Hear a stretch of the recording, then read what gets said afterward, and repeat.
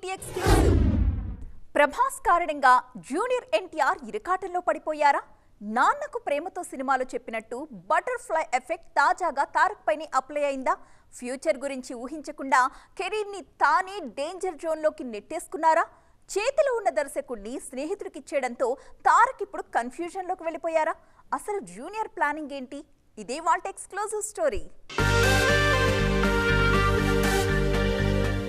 నిజంగానే ఎన్టీఆర్ విషయంలో జరుగుతుంది ఇదే అనిపిస్తోంది కదా.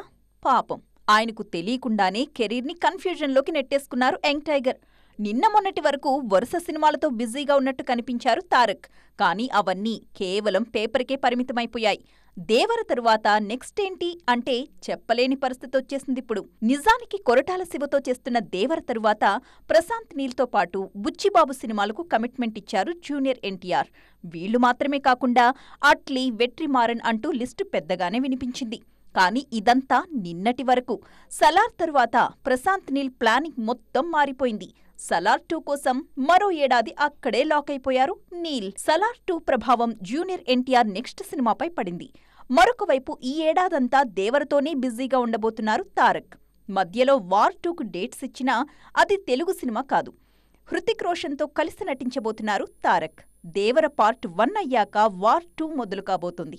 దీని తరువాత దేవర 2కు డేట్స్ ఇచ్చారు యంగ్ టైగర్. బుచ్చిబాబు కూడా ఎన్టీఆర్తోనే సినిమా చేయాల్సి ఉన్నా అది కాస్త రామ్ చరణ్కు షిఫ్ట్ అయిపోయింది. ప్రశాంత్ నీల్ సినిమా ఉందనే బుచ్చిబాబుని వదిలేశారు తారక్. కానీ ప్రభాస్ కోసం అదే ప్రశాంత్ ప్లాన్ మార్చేశారిప్పుడు. దాంతో దేవర తరువాత ఎన్టీఆర్ నెక్స్ట్ ప్రాజెక్ట్ సందిగ్ధంలో పడిపోయినట్టే. త్రివిక్రమ్ సినిమా ఉందంటున్నా అదెప్పుడో ఎవరికీ క్లారిటీ లేదు. మొత్తానికి ఫ్రెండ్స్ కోసం చేతిలో ఉన్న దర్శకుల్ని వదిలేశారు ఎన్టీఆర్. సరిగ్గా 10 ఏళ్ల కింద తెలుగు ఇండస్ట్రీలో ఒక సునామీ వచ్చింది. దాని ఆనవాళ్లు ఇంకా అలాగే ఉన్నాయి. అదొచ్చినప్పుడు ఒక్క రికార్డు కూడా మిగల్లేదు. సగం సినిమా విడుదలకు ముందే లీక్ అయిపోయినా ఆఫ్టర్ రిలీజ్ అది చేసిన రచ్చకి బాక్సాఫీస్ షేక్ అయిపోయింది. అలాంటోడు అదే డేట్కొస్తున్నాడు మళ్ళీ. మరి ఎవరా సునామీ? సేమ్ డేట్కొస్తున్న ఆ సినిమా ఏంటి చూసేద్దాం. అత్తారింటికి దారేది అంత ఈజీగా మర్చిపోయే పేరు కాదిది. చిన్నప్పుడు ఆడుకున్న సరదా పాటనే టైటిల్గా పెట్టి ఇండస్ట్రీ హిట్ ఇచ్చారు త్రివిక్రమ్. పవన్ కళ్యాణ్ హీరోగా వచ్చిన ఈ సినిమా 10 ఏళ్ల కిందే 80 కోట్లకు పైగా షేర్ వసూలు చేసి రికార్డుల రూపురేఖలు మార్చేసింది. మళ్లీ ఇన్నేళ్లకు అదే రోజు మరో సినిమాతో రాబోతున్నారు power star. September 27, 2013న Attarintiki Daredi విడుదలైంది. 2024లో అదే రోజు ఓజీ రాబోతోంది. సుజిత్ తెరకెక్కిస్తున్న ఈ చిత్రంపై ఉన్న అంచనాలు మాటల్లో చెప్పడం కష్టమే. పవన్ ప్రస్తుతం నటిస్తున్న సినిమాలన్నిట్లోనూ దీనిపైనే హై ఎక్స్పెక్టేషన్స్ ఉన్నాయి. దానికి కారణం ఇదొక్కటే స్ట్రైట్ సినిమా కావడం. ఇందులో పవన్ గ్యాంగ్స్టర్ గా నటిస్తుండడం. ముంబై మాఫియా నేపథ్యంలో ఓజీ వస్తోంది. డివివి దానయ్య ఈ సినిమాను నిర్మిస్తున్నారు. 2 భాగాలుగా ఓజీ రాబోతోంది. ఇందులో మొదటి భాగం సెప్టెంబర్ 27న విడుదల కానుంది. చాలా ఏళ్ల తర్వాత పవన్ గ్యాంగ్స్టర్ గా నటిస్తున్నారు.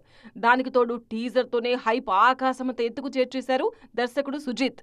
ఓజీ షూటింగ్ ఇప్పటికే 70% పూర్తయిపోయింది. ప్రస్తుతం ఏపీ ఎన్నికలపై ఫోకస్ చేశారు పవన్ కళ్యాణ్. ఏపీలో ఎలక్షన్స్ పూర్తి కాగానే ఫలితాలతో సంబంధం లేకుండా ముందు ఓజీ పూర్తి చేయనున్నారు. ఓజీ తర్వాతే ఉస్తాద్, హరిహర వీరమల్లుపై ఫోకస్ చేయనున్నారు. ఇవే కాదు త్రివిక్రమ్, సురేందర్ రెడ్డి ప్రాజెక్ట్స్ లైన్ లో ఉన్నాయి. మొత్తానికి అత్తారింటికి దారేది వచ్చిన రోజే ఓజీ కూడా రాబోతోంది. కల్కి విషయంలో బాహుబలి 2 సెంటిమెంట్ రిపీట్ కాబోతుందా? అప్పుడు జరిగినట్టే మరోసారి ప్రభాస్ బాక్సాఫీస్ దగ్గర వీరంగా సృష్టించబోతున్నారా? దానికి వైజయంతి మూవీస్ సెంటిమెంట్ కూడా తోడు కాబోతుందా? సమ్మర్ మొత్తాన్ని సింగిల్ హ్యాండ్లో కబ్జా చేయడానికి కల్కి వచ్చేస్తున్నారా? అసలు ప్రాజెక్టుకే బాహుబలి 2 మధ్య ఉన్న లింక్ ఏంటో చూసేద్దాం. ప్రభాస్ జాతకం బాహుబలి నుంచే మారిపోయింది. ఫస్ట్ పార్ట్తో చిన్న టీజర్ చూపించిన ప్రభాస్ కంక్లూజన్తో చరిత్ర సృష్టించారు. ఏకంగా 1800 కోట్లకు పైగా వసూలు చేసి ప్రభాస్ రేంజ్ అమాంతం పెంచేసింది.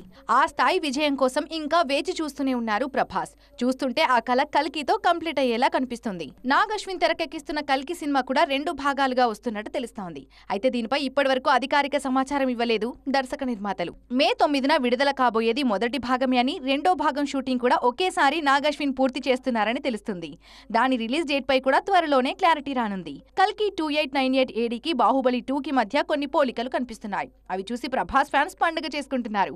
2017 ఏప్రిల్ 28న బాహుబలి 2 విడుదలైంది.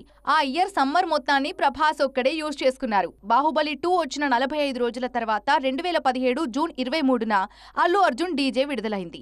ఆ నెలన్నర ఒక్కరు కూడా బాహుబలి 2ని డిస్టర్బ్ చేయలేదు. చూస్తుంటే 2024లోనూ ఇదే సీన్ రిపీట్ అయ్యేలా కనిపిస్తోంది. వైజయంతి మూవీస్ నిర్మించిన జగదేక వీరుడు అతిలోక సుందరి మహానటి విడుదలైన మే 9నే కల్కి రానుంది. పైగా 2017లో డీజేతో వచ్చినట్టు ఇప్పుడు పుష్ప 2తో కల్కి వచ్చిన 2 నెలలకొస్తున్నారు బన్నీ. నాని, విజయ్ దేవరకొండ లాంటి హీరోలు సమ్మర్లోనే వస్తున్న కల్కి రేంజ్ వేరు కాబట్టి సీజన్ అంతా ప్రభాస్ సోలోగా పండుగ చేసుకోవచ్చు. టికెట్ రేట్ల విషయంలో నిర్మాతల్లో మళ్లీ ఆలోచన మొదలైందా? పెద్ద సినిమాలకి కూడా మామూలు రేట్లు పెట్టాలని ఫిక్స్ అయిపోతున్నారా? నార్మల్ టికెట్ రేట్లతోనే హనుమాన్ 300 కోట్లు వసూలు చేసినప్పుడు ఇంకా ఎందుకు ఎక్కువ రేట్లు అనే డిబేట్ ఇప్పుడు ఇండస్ట్రీలో మొదలవుతుందా? రవితేజ లాంటి స్టార్ ఉన్న ఈగల్ సినిమాకి నార్మల్ టికెట్ రేట్లతో రావడానికి కారణం కూడా అదేనా? టికెట్ రేట్ ఎక్కువ పెడితే ఎక్కువ వసూలు వస్తున్నాయని ఆలోచిస్తున్నారు. కానీ 100 మంది చూసే సినిమా 10 మంది దగ్గరే ఆగిపోతుందనే లాజిక్ మన నిర్మాతలు ఎందుకు మిస్ అవుతున్నారో అర్థం కావట్లేదంటున్నారు విశ్లేషకులు. ఇందులో నిజం కూడా లేకపోలేదు. ఆచార్య, శాకుంతలం, ఏజెంట్, రావణాసుర లాంటి సినిమాలు ఊహించిన దానికంటే పెద్ద డిజాస్టర్ కావడానికి కారణం ఈ టికెట్ రేటు కూడా. స్టార్ హీరోల సినిమాలకి 295 రేట్ పెట్టడానికి రెడీగా ఉంటారు ఫ్యాన్స్. బాగుంటే ఫ్యామిలీస్తో వెళ్తారు. నెగిటివ్ టాక్ వస్తే మాత్రం అంతే సంగతులు. అందుకే ఇప్పుడు నిర్మాతలు మనసు మార్చుకుంటున్నారు. సంక్రాంతికి వచ్చిన హనుమాన్, నా సామిరంగా 200 టికెట్ రేట్లతోనే నైజాంలో మంచి వసూళ్లు సాధించాయి. హనుమాన్ అయితే చరిత్రే సృష్టించింది. అందుకే ఈగల్కి 200 రూపాయలతోనే వస్తున్నారు మేకర్స్. రవితేజ లాంటి స్టార్ ఉన్నా కూడా మల్టీప్లెక్స్లో 200 రూపాయలే ఉంచారు ఈగల్ నిర్మాతలు. దీనివల్ల మొదటి రోజు ఆడియన్స్ ఎక్కువగా వచ్చే అవకాశం లేకపోలేదు. కరోనా ముందు వరకు మల్టీప్లెక్స్లో టికెట్ రేట్లు 200 రూపాయలు మాత్రమే. ఆ తర్వాతే రేట్లు పెరిగాయి. బేబీ, బలగం, హనుమాన్ లాంటి విజయాలు చూశాక పెద్ద నిర్మాతలు కూడా తక్కువ టికెట్ రేట్ల వైపే అడుగులు వేస్తున్నారని ఇట్టే అర్థమవుతుంది. తమిళ హీరోలు సినిమాల కంటే రాజకీయాలపైనే ఎక్కువగా ఫోకస్ చేస్తున్నారా? రజనీకాంత్ లాంటి సూపర్ స్టార్ కూడా పాలిటిక్స్తో పడలేన్రా బాబు అని పక్కకు జరిగిన చోటే ఈ జనరేషన్ హీరోలు రఫ్ఫాడించాలని ఫిక్స్ అయినట్టున్నారు.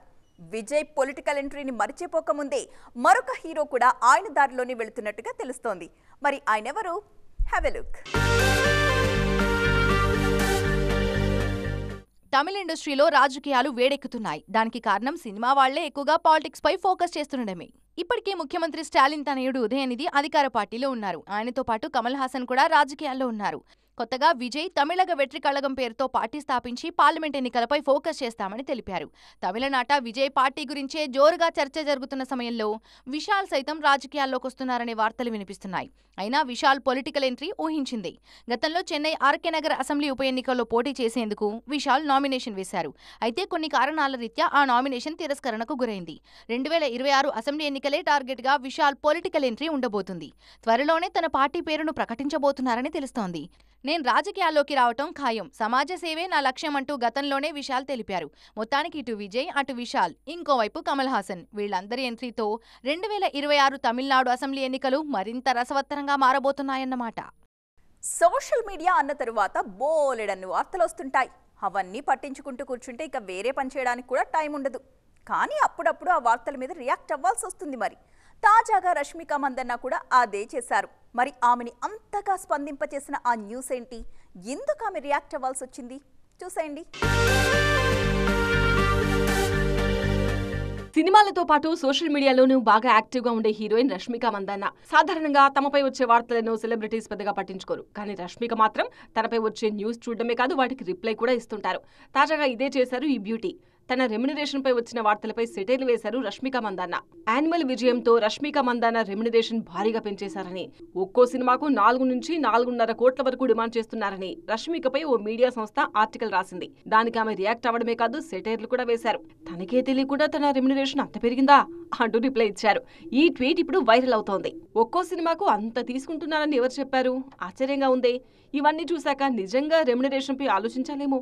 నిర్మాతలు ఎందుకని అడిగితే మీడియాలో చెప్తోంది, మరి వాళ్ళ మాట నిజం చేయాలిగా అని చెప్పాలేమో అంటూ సెటైర్లు వేశారు రష్మిక మందన్న. ప్రస్తుతం పుష్ప 2తో పాటు గర్ల్ ఫ్రెండ్, రెయిన్బో సినిమాలు చేస్తున్నారు ఈ బ్యూటీ. సో ఫ్రెండ్స్, ఇది ఇవాల్టి ఈటీ ఎక్స్క్లూజివ్. మరిన్ని కలర్ఫుల్ డీటెయిల్స్తో నైట్ ఈటీలో మళ్ళీ కలుద్దాం. అప్పటి వరకు చూస్తూనే ఉండండి టీవీ 9.